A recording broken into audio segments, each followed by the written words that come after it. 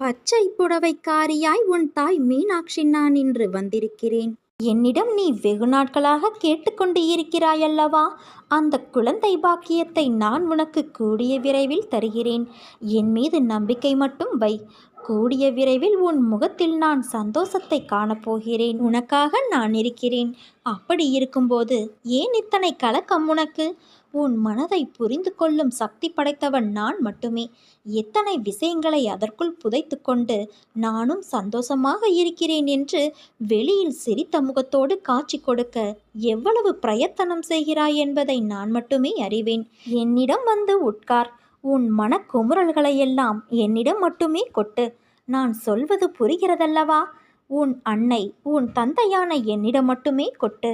உன் தாய் தந்தையாக நான் இருக்கும்போது நீ இப்படி சோர்ந்து போகக்கூடாது. உன்னை என் இதயத்தில் வைத்து பாதுகாத்து கொண்டிருக்கிறேன். உன் ஒவ்வொரு வார்த்தையின் பொருளையும் என்னால் மட்டுமே புரிந்து கொள்ள முடியும். ஏனென்றால் நான் உன் தாய். தாயை தவிர தன் குழந்தையின் அசைவை யாராலும் உணர்ந்து கொள்ள முடியாது. எப்போதும் போல என் நாமத்தை உச்சரித்து கொண்டு நீ நிம்மதியாக இரு என் குழந்தையே. நான் இருக்கிறேன் உனக்கு. என் வார்த்தைகளின் மீது நீ நம்பிக்கை வை. வாழ்க்கையில் நாம் கடக்கக்கூடிய நிமிடங்கள் மிக அழகானவை. திரும்பி உணர முடியாத ஒரு அழகிய கனவு. அந்த கனவு நினைத்து பார்க்க எப்படி இருக்க வேண்டும் என்று யோசி. கனவுகள் மிக முக்கியம் ஒருவர் வாழ்க்கையில். ஏனென்றால் அவர்கள் கடந்த பாதைகளை நாம் கனவு என்றே நினைத்து மகிழ்ச்சியும் நிம்மதியும் அடைகின்றோம். அந்த கனவு நிம்மதியாக இருக்க வேண்டுமானால் அதற்கேற்ப உன்னை நீ மாற்றிக்கொள். நேரங்கள் மாற்ற முடியாதது. ஆனால் கசந்து போன நேரத்தை யோசிப்பதால் நிகழ்கால நேரங்களின் கனவுகளும் கசந்து போகும். அதனால் வாழ்க்கையில் கனவு சூரியனின் உதயத்தின் போது எழுந்த வெளிச்சமாய் உன்னிடத்தில் இருக்கட்டும். அந்த வெளிச்சத்தின் கதவுகளை நான் உனக்காகவும் உன் குடும்பத்தினருக்கும் திறந்து வைத்துள்ளேன். வாழ்க்கையில் உள்ள என் பிள்ளையான உன் அனைத்து பொறுப்புகளும் என் பொறுப்புகள். நீ தைரியமாக இரு, பயப்படாதே. உன் வாழ்க்கை நல்லபடியாக நேர்கோட்டில் என் கண் பார்வையில்தான் உள்ளது. என் பரிபூரண அருளும் ஆசிர்வாதமும் அன்பும் பெற்ற என் செல்ல குழந்தை. உன்னை விட்டு நான் விலகுவதும் இல்லை, உன்னை விலகி போகும்படி நான் செய்வதும் இல்லை. குழந்தையே, என் அற்புதங்கள் நிகழ்ந்து கொண்டே இருக்கும்.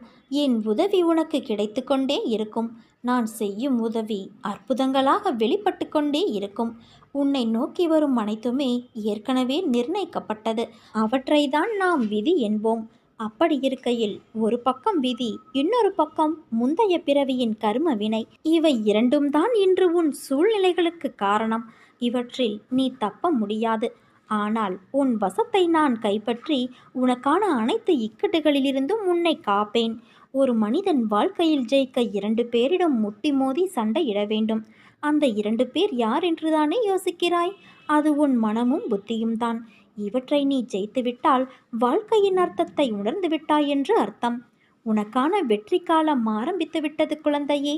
என் உயிரான குழந்தைக்கு நான் என்றும் துணை நின்று அரவணைப்பேன். என் பார்வைப்பட்ட இந்த நொடி முதலே நீ ஆசைப்படும் வாழ்க்கை உனக்கு ஆரம்பமாகும் நேரம் கூடிவிட்டது. பேரதிர்ஷ்டம் உன்னை தேடி வரப்போகிறது குழந்தையே. ஒரு பொருள் உனக்கு கிடைக்காவிட்டால் இது ஏன் உனக்கு கிடைக்கவில்லை, எதற்காக கிடைக்கவில்லை என்று யோசித்துப்பார். உன் எதிர்காலத்தை ஒப்பிட்டு யோசித்துப்பார். உன் போல இருந்தவர்களின் எதிர்காலம் இப்போது எப்படி இருக்கிறது என்பதை கேட்டு தெரிந்து கொண்டு யோசித்துப்பார். அப்போது காரண காரியம் உனக்கே புரியும். உன்னிடம் உள்ள பிரச்சனை என்ன தெரியுமா? உனக்கு தைரியம் கிடையாது, வைராக்கியம் கிடையாது. இருந்திருந்தால் உன் லட்சியத்தை நீ அடைய எப்போதோ முயற்சி செய்திருப்பாய். ஆனால் உன் தோல்வியை நினைத்து தாழ்வு மனப்பான்மை அடைந்து அதிலிருந்து தப்பிக்க பிரச்சனைகளை வளர்த்து கொண்டாய். நீ சொன்னதை நான் கேட்க வேண்டும் என்று அடம் பிடிக்கிறாயல்லவா? நான் சொல்வதையும் நீ கொஞ்சம் கேட்க வேண்டும் தானே? உன் எதிர்காலம் நன்றாக இருந்தால்தான் எனக்கு பெருமை. நீ வாழ்வாங்கு வாழ வேண்டும். நிச்சயம் வாழ்வாய். என் மனம் உனக்கு புரியும் என்று நான் நினைக்கின்றேன். என்னுடைய மனதை போட்டு குழப்பும் பிரச்சனை விரைவில் சரியாகிவிடும் என்று மட்டும் ஆழமாக மனதில் சொல்லிவிட்டு வேலையை பார். விரைவில் அதிசயம் நடக்கும். ஏற்பட போகும் அதிசயங்களுக்கு நன்றி என்று மட்டும் ஆழமாக மனதில் சொல்லிக்கொண்டே இருந்தால் போதும். அது எப்படி சரியாகும் வழிகளை பற்றியெல்லாம் நீ ஆராயக்கூடாது. நமக்கு ஒரு சில வழிகள்தான் தெரியும். ஆனால் பிரபஞ்சத்திற்கு 1000 வழிகள் இருக்கும். அது எப்படியும் சரி செய்துவிடும். நம் வார்த்தைகள், எண்ணங்கள் பிரபஞ்சத்திற்கு கட்டளைகளாக அனுப்பப்பட்டு எல்லாவற்றையும் விரைவில் சரி செய்துவிடும். நம்மை சுற்றி எதிராக நடப்பதை பற்றி கவலைப்பட வேண்டாம். நமக்கு எதிராக எத்தனை பேர் செயல்படுகிறார்கள் என்பதை பற்றி பொருட்படுத்த வேண்டாம். பயம், குழப்பங்கள் வரும்போது பதட்டமில்லாமல் ஆழ்ந்த அமைதியாக இருக்க கற்றுக்கொள். நான் நம்பிக்கையாக இருக்கிறேன். விரைவில் அதிசயம் நடக்கும். ஏற்பட போகும் எல்லா அதிசயங்களுக்கும் நன்றி, பிரபஞ்சத்திற்கு நன்றி என்று மட்டும் ஆழமாக மனதில் சொல்லிக்கொண்டே இரு. நிறுத்தாமல் சொல்லிக்கொண்டே இரு. நம் வார்த்தைகள், சந்தோஷமான நம்பிக்கையான உணர்வுகள், எண்ணங்கள் போதும். எல்லாவற்றையும் சரி செய்துவிடலாம். நமது நேர்மறையான சக்தி இந்த பிரபஞ்சத்தை காட்டிலும் சக்தி வாய்ந்தது என்பதை மட்டும் உணர்ந்துவிடு. விதைத்தவன் தூங்கி விடுவான், ஆனால் விதை தூங்காது. எண்ணியவன் தூங்கி விடுவான், ஆனால் எண்ணம் தூங்காது. உன் மனதில் குதர்க்கமான எண்ணங்கள் எழுந்தால் அதை விட்டுவிடு. அதை பெரிதாக எடுக்காதே. மனமும் புத்தியும் நமக்கு பாதி நண்பன், பாதி எதிரி. அதனால் அவற்றை என் பாதத்தில் வைத்துவிடு குழந்தையே. நான் பார்த்து கொள்கிறேன். நிறை குறை என எல்லோரிடமும் உண்டு. அதை திருத்த முயற்சி செய். இப்படி குறையோடு இருக்கிறோமே என்று வருத்தப்படாதே. நான் என்றும் உன்னோடு இருப்பேன். யார் என்னுடைய பக்தன் தெரியுமா? யாரையும் வெறுக்காதவன், அனைவரிடமும் நட்பு பூண்டவன், எல்லாவற்றிடமும் கருணை உடையவன், அகங்காரம் விட்டவன், இன்பத்தையும் துன்பத்தையும் சமமாக கருதுபவன், பொறுமை உடையவன், எப்போதும் திருப்தியுற்றவன், எப்போதும் யோகத்தில் நிலை பெற்று செயல்புரிபவன், தன்னை கட்டுப்படுத்தியவன், திட சங்கல்பமுடையவன், மனதையும் புத்தியையும் என்னிடம் அர்ப்பணம் செய்தவன். யார் பிறரை துன்புறுத்துவது இல்லையோ, யாரை பிறரால் துன்புறுத்த முடியாதோ, யார் மகிழ்ச்சி, கோபம், பயம், மனக்கிளர்ச்சி இவற்றிலிருந்து விடுபட்டவனோ, இத்தகையவனே எனக்கு பிரியமானவன். எதையும் சார்ந்திருக்காதவன், தூயவன், சுறுசுறுப்பு உடையவன், துன்பமோ இன்பமோ எது வந்தாலும் பொருட்படுத்தாதவன், எப்போதும் துயரப்படாதவன், தனக்கான எல்லா முயற்சிகளையும் விட்டவன், புகழ்ச்சி இகழ்ச்சியை சமமாக கொள்பவன், அமைதியாக இருப்பவன், ஆழ்ந்த சிந்தனையுடையவன், சிறிதே கிடைத்தாலும் அதில் திருப்தி கொள்பவன், உலகே தன் வீடாக இருப்பதால் தனக்கென்று வீடு இல்லாதவன், தன் கொள்கையில் உறுதி படைத்தவன், இத்தகையவன்தான் என் பக்தன். நிச்சயம் உன்னை நான் கரை சேர்ப்பேன். நானே கதி என்று இருக்கும் உன்னை எப்படி பாதையில் விடுவேன்? இன்னும் சிறிது காலத்தில் நீ எதிர்பார்த்தது உன் கையில் வந்து சேரும். நீ கவலைப்படாதே. நான் உன் முன்னேதான் அமர்ந்து கொண்டே இருக்கிறேன். உன் கோரிக்கைகளை கேட்டுக்கொண்டே இருக்கின்றேன். ஆனால் நீயோ, அப்பா எனக்கு நிம்மதியில்லை, சரியாக சாப்பிட முடியவில்லை, கழுத்தை நெரிக்கும் கடன்கள் எனக்கு நிறைய இருக்கிறது, எனக்கு நிறைய பணம் வேண்டும், நீங்கள்தான் கிடைக்க வழி செய்ய வேண்டும், சொல்லுங்கள் என்று கூறுகிறாய். இதுதானே உன் கோரிக்கை? உனக்கு செய்யாமல் வேறு யாருக்கு நான் செய்ய போகிறேன்? ஆனால் வருவதற்கு முன்பு உனக்குள் இருக்கும் அகங்காரங்கள், அகந்தைகள், மமதைகள், ஆசைகள் இவை அனைத்தையும் தீ வைத்து எரித்து விட்டு வா. அஞ்ஞானத்தால் கட்டப்பட்டு தவித்து கொண்டு இருக்கிறாய். அதற்காக என்னை பரீட்சித்து பார்க்கிறாயா? நான் பாரபட்சமின்றி செய்பவன். யாருக்கும் பேதம் பிரித்து பார்க்க மாட்டேன். அனைவரும் என் பிள்ளைகள். உன் கர்ம பலன்கள் இப்படி உன்னை பேச வைக்கிறது. அது உன் தவறு இல்லை. ஆசைகளை தவிர்த்து விடு. உன்னை தேடி அனைத்தும் வந்து நிற்கும். நம்பிக்கை வேண்டும். தைரியமாக எப்படி வாங்க முற்படுகிறாயோ அதை அடைப்பதற்கும் நான் வழி செய்வேன். உன்னை ஒருபோதும் கைவிட மாட்டேன். உன் வாழ்க்கையின் தரத்தை நான் உயர்த்தப் போகிறேன் குழந்தையே. நம்பிக்கையோடு இரு. நம்பிக்கைதான் வாழ்க்கை. நீ எப்படி வாழ வேண்டும் என்பதை நான் எழுதி கொண்டு இருக்கிறேன். உன்னை அனைத்திலும் சிறந்து விளங்கும்படி நான் செய்வேன்.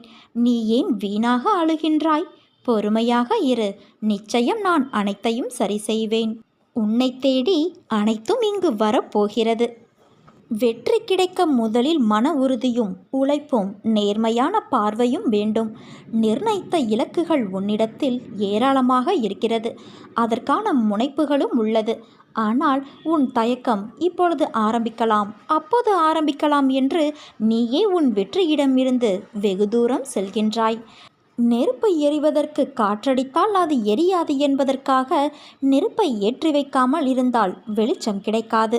அதே போல கடின உழைப்பும் மன உறுதி நம்பிக்கை இல்லை என்றால் எப்படி வெற்றியடைய முடியும்? கதவை திறக்க சாவியை வைத்துதான் திறக்க முடியும். அதற்கு ஏற்றவாறு சாவியை நீ நுழைத்தால் கதவுகள் தானாக திறக்கும். அதே போல உன் கதவுகளும் வெற்றிக்கான கதவுகளும் திறக்கும். நீ எதற்கும் பயப்படாதே, கலங்காதே. உன்னில் நிச்சயம் வெற்றி என்ற தீபத்தை உன் அன்னையான நான் ஏற்றுவேன். உன்னில் பார்க்கும் அனைத்துமாய் உனக்கு நான் இருப்பேன் என் குழந்தையே. உன்னுடைய நிழலாக நான் எப்போதும் இருப்பேன். உன்னுடைய செயல்களில் உன்னை விட நானே முன்னால் நிற்பேன். நீ விழிப்புணர்வு இன்றி இருந்தாலும் நான் மிகவும் விழிப்போடு உன்னை முன் நடத்தி வைக்கின்றேன். நீ என்னுடைய பாதங்களில் உனது பாரத்தை இறக்கி வைத்து சரணடையும் போது உன் அத்தனை கோரிக்கைகளையும் எண்ணங்களையும் நான் நிறைவேற்றுவேன். என்னை நீ அழைக்கும்போது நீ விரும்பிய தோற்றத்தில் தோன்றி உன்னை நான் மகிழ்விப்பேன். நீ என்னை முழுவதுமாக அடையும் தருணத்தில் உனது கரும பலன்களை நான் சுமப்பேன். நீ உனது ஆணவம், அகங்காரம், அகந்தை இவற்றை என்னிடத்தில் சமர்ப்பித்து சதா சர்வ காலம் என்னையே நினைத்து செயல்படும்போது உன்னை அனைத்திலும் இருந்து நான் விடுவிப்பேன். உனது துயரங்களை படிப்படியாக குறைத்து உன்னை பெரும் செல்வ சீமானாக்குவேன். செய்த பாவங்களிலிருந்து உன்னை நான் விடுவிப்பேன் என் குழந்தையே. என்னை நீ சரணாகதியடைந்தால் நான் உன்னை பாதுகாப்பேன். பொறுமையாக இரு. உனக்காக நிழலாக நான் எப்போதும் இருப்பேன். எத்தனை கைகள் உன்னை தள்ளிவிட்டாலும் ஒரு குழந்தை தன் தாயை நம்புவது போல நீ என் மீது வைக்கும் நம்பிக்கை என்றுமே உன்னை கைவிடாது. உன்னை சுற்றி நடந்த எதிர்பாராத நிகழ்வுகளால் உன் பொருளாதாரத்தில் நீ சிறிய பாதிப்பை சந்தித்துள்ளாய். உன்னுடைய அந்த நிலைமை விரைவில் சரி செய்யப்படும். உன்னால் முடிந்தால் யாராவது ஒருவருக்கு அவர் விரும்பிய உணவை நிறைவான அளவு வாங்கி கொடுத்து அவர் மனம் நிறைவடைய செய். அன்னதானம் உனக்கு பிடித்த மாதிரி செய்யாமல் அதை உண்பவர்களுக்கு பிடித்த மாதிரி செய்து வா. விரைவில் அனைத்தும் மாறும். உனக்காகவே உன் அன்னையான நான் இருக்கிறேன். உன் மனக்குழப்பங்கள் அனைத்தையும் மனமகிழ்ச்சியாக நான் மாற்றி தருகிறேன். என்னை நம்பி வாழும் உனக்கு நல்லதே நடக்கும். உன்னுடைய புது முயற்சிகள் உனக்கு வெற்றியை தரும். நீ எப்போதும் சிந்திப்பதிலிருந்து இப்போது மாறுபட்டு சிந்திக்க ஆரம்பித்து விட்டாய். இந்த மாற்றமே உன் வாழ்க்கையின் மிகப்பெரிய மாற்றத்திற்கான அடித்தளமாக அமையப் போகிறது. எப்பொழுதும் நேர்மறையான எண்ணங்களோடு என் மீது நம்பிக்கை வைத்து நீ செய்யக்கூடிய செயல்களும் பேசக்கூடிய வார்த்தைகளும் உன் வாழ்க்கையில் உனக்கு மேன்மேலும் நன்மைகளை கொண்டு வந்து சேர்க்கும். ஆனால் எதை செய்யும் பொழுதும் எதை பேசும் பொழுதும் கொஞ்சம் அதில் கவனமாக இரு. விரைவில் விரும்பிய அனைத்து மாற்றங்களும் உன் வாழ்க்கையில் உனக்கு கிடைக்கும் என் குழந்தையே. இது உன் அன்னை மீனாட்சியான என்னுடைய சத்திய வாக்கு. நீ நம்பிக்கையோடு இரு, நல்லதே நடக்கும். உன் தாய் மீனாட்சி தாய் நான் இருக்கிறேனே, கவலை எதற்கு உனக்கு?